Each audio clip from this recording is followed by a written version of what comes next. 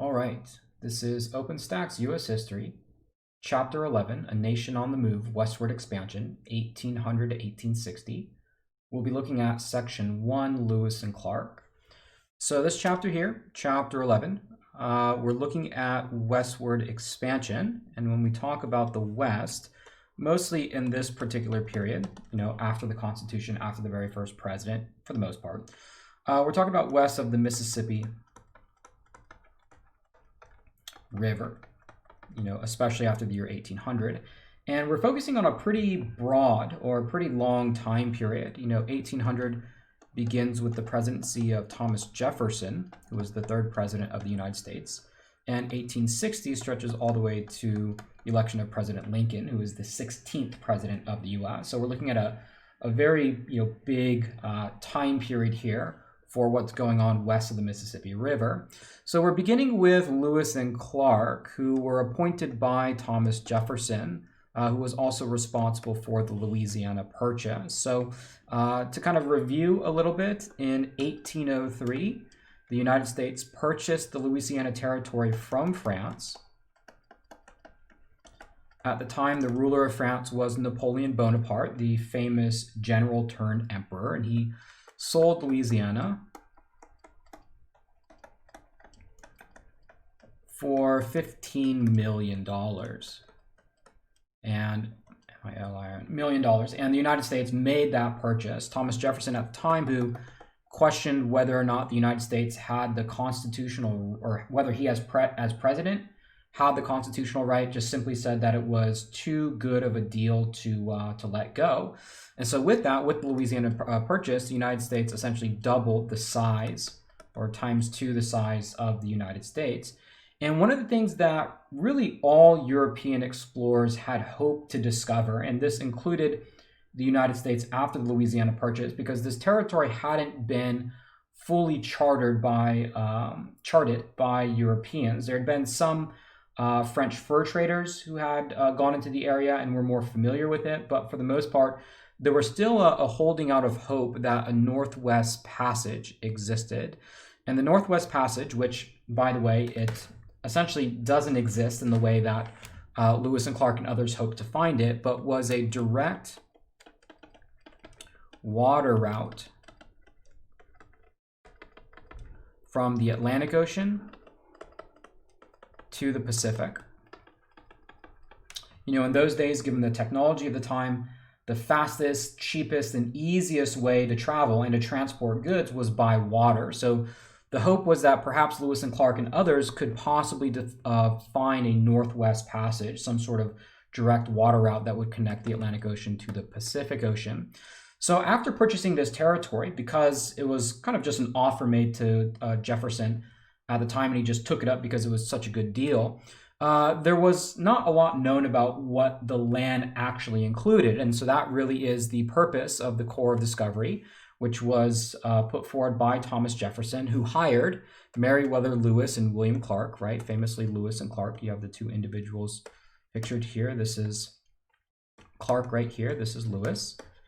And together with about 35 other men or so, their task was to go out and really discover and chart this land that the United States had purchased, because they really didn't know what they got. Essentially, the U.S. didn't know if it was a good deal, right? And so the purpose of this mission for Lewis and Clark, and I'm actually going to go down to this map right here. Essentially, what the Louisiana Purchase is essentially all of this red right here. The Mississippi River, I want to say, runs somewhere along this area, I want to say. And so essentially all of this territory now belonged to the U.S., and this is where Lewis and Clark were going to go out and chart and discover it. And there were multiple purposes to it. One was to increase, and we got our listing of purposes here. One was to increase the possibility of trade with China, so to develop maybe Western economies, we might say. China was, essentially the world's trading partner, and if the United States could get in on trade with China, all the better. Fur trade, that was already there. In fact, a lot of the French were involved in the fur trade there. To a lesser degree, you had some Russians that were on the very west coast to legitimize the United States in the eyes of foreign powers. Again, remember, Thomas Jefferson is only the third president of the United States. The United States is not getting a lot of respect at the time. So by purchasing larger amounts of land, this can make the U.S. more legitimate in the eyes of foreign nations. It is to try and establish friendly Native American or Indian relations. In fact, one of the principal assistants, you might say, to this expedition was Sacagawea, who was a Native American woman. She was the wife of a French fur trader. And she helped Lewis and Clark along the way.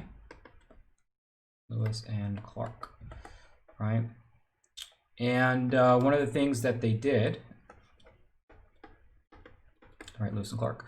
One of the things that Lewis and Clark did, accompanied with Sacagawea, who as a Native American woman really helped the expedition maintain peaceful relations. She could serve as an interpreter, and simply just the presence of a woman in this expedition also made it less likely for conflict to break out, was to hand out peace medals. And these were tokens given to Native Americans, really as, and we might say, an olive branch. And if you're not familiar with what an olive branch is kind of a sign or a token of peace. And they were also open invitations for those tribes to come to Washington, D.C., visit President Thomas Jefferson, and build friendly relations from there. Now, even though the goal was to build friendly relations, things weren't always friendly on this expedition. But also to another purpose here was to document, right? And this was everything from resources to plants to animals. So Lewis and Clark with, these 30, 40 other people were essentially, trying to do all these things. They were looking for ways to use the land economically, looking how to use it politically, build friendly relations with the native peoples there. They were looking to document the biology, the plants, the animals, whatever it was. And they were successful in doing so. It took them about a year to go from, I think they left, probably somewhere around this area, traveled along a river, made it to this coast right here. They eventually made it back. It took them about 2 years or so in order to do that. And by all accounts, the expedition was incredibly successful. There was a lot of information that was uncovered. The only thing that really didn't come to fruition was that there was no water route. So in fact, no Northwest Passage existed. So the United States would not be able to essentially travel from Atlantic to Pacific via water route only. So we'll go ahead and at this Northwest, where'd the Northwest Passage go? Up here, right? That this thing, right, did not exist, right? Did not exist. That was, once the United States had, purchased this territory, explored it, documented it, it was more or less time for, American settlers to begin moving west and to settle that land. And slowly but surely from 1800 to 1860, there really is kind of a slow and steady movement out west. Around the 1850s or so, right, this gets a sudden kind of jolt or a boost, and that was in part due to the invention of the railroad, which made it a lot easier to travel in those areas. So kind of a slow and steady migration into this territory by white American settlers. But then, once the railroads get invented, then it really begins to pick up. Anyways, the U.S. expanding westward put it into conflict with Spain, right? And Spain is a country here that you can see they control everything in the purple. And, not only was there fear about American encroachment on this border, but historically speaking, the Spanish-controlled Florida and the American-controlled Georgia had been a source and site of contention really ever since the pre-U.S. days, back when they were still the English colonies. And so Spanish Florida was one of these territories that the United States had their eyes on in terms of territorial expansion for a very long time. And the Spanish were really in, not a good position to protect Florida, right? And you can kind of get that from this map. I mean, essentially Florida is surrounded by the United States more or less on all areas. And the calls to add Florida were many, but one of them involved the role that Creek and Seminole Indians played in some of the local conflicts. And what essentially would occur was that the Creek and the Seminoles would carry out raids against American settlements, and they would cross the border of Florida into the U.S., carry out whatever action it was, and then retreat back to Florida. And so Florida, or Spanish Florida, was kind of a safe haven for a lot of these Native American groups who were at war with the U.S. Andrew Jackson, he led a U.S. expedition into Florida, essentially to battle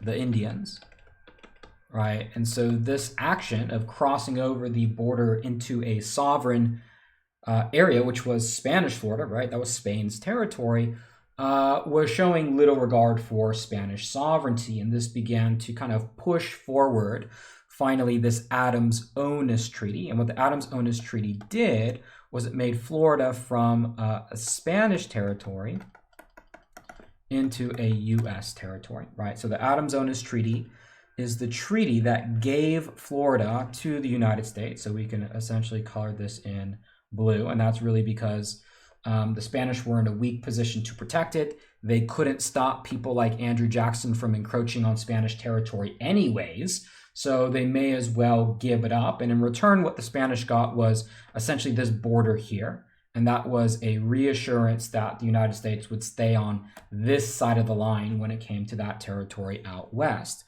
The actions by Andrew Jackson were, in fact, a little more common than what it might appear, and we call individuals like Jackson. Well, Jackson, not really, because he was a famous general, and he was later on a president of the United States. But the actions of Americans encroaching upon sovereign land, in this case, Andrew Jackson in Spain, but we'll see it also occur again in the case of Spanish territory in the West, and also later on Mexican territory. These individuals were called filibusters, right? So a filibuster is, we'll say an American who unlawfully, right? So this is someone who has not gotten permission by the United States government. They're just kind of renegades. They're mavericks. They go out and do this on their own. So an American who unlawfully attempts to expand U.S. territory, right? Territory. And one of these individuals was James Long, who did this in Spanish Texas. And these types of actions of Americans attempting to encroach upon foreign sovereign soil and to expand the borders of the United States will continue to persist during the 1800s, ultimately leading to further conflicts with other nations.